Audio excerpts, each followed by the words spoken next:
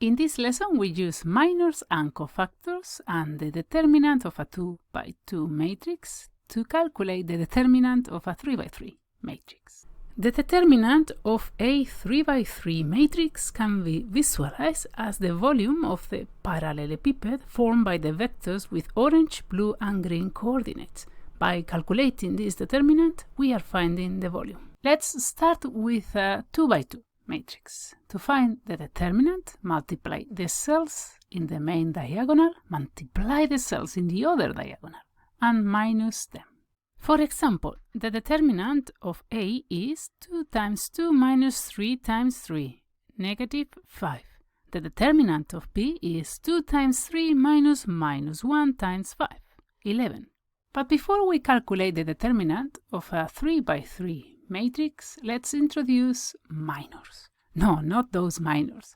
The minor of an element in a matrix is defined as the determinant obtained by deleting the row and the column in which that element lies. For example, the minor of the first element, 1, is the determinant of the 2 by 2 matrix. 4 times 2 minus negative 5 times negative 1.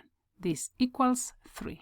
The determinant of a 3 by 3 matrix can be found by adding the product of the elements of any row by the cofactors of those elements. But what do we mean by cofactors? Well, we change the signs of alternate cells, keeping the main diagonal unchanged. The determinant of a matrix is given by positive A11 times the determinant of the matrix left plus negative A12 times the determinant of the matrix left plus positive A13 times the determinant of the matrix left. For example, the determinant of A is 2 times the determinant of the matrix left, 3 times 1 minus 2 times 4, plus negative 2 times 2 times 1 minus 1 times 4, plus 2 times 2 minus 1 times 3. The determinant of A is negative 4.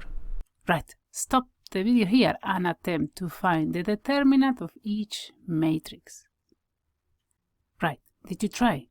The determinant of the first matrix is 2 times 3 times 1 minus 2 times 4 minus 2 times 3 times 1 minus 1 times 4 plus 2 times 3 times 2 minus 1 times 3.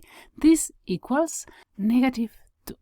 The determinant of the second matrix is 0. Not difficult to understand why once you realize that all the elements of the second row are 0. The third matrix has also determinant 0, and I want you to notice that the second row is proportional to the first row. This makes sense because if the blue vector is proportional to the orange, there is not parallelepiped. The vectors fall on the same plane, so our parallelepiped has depth 0, the value of our determinant.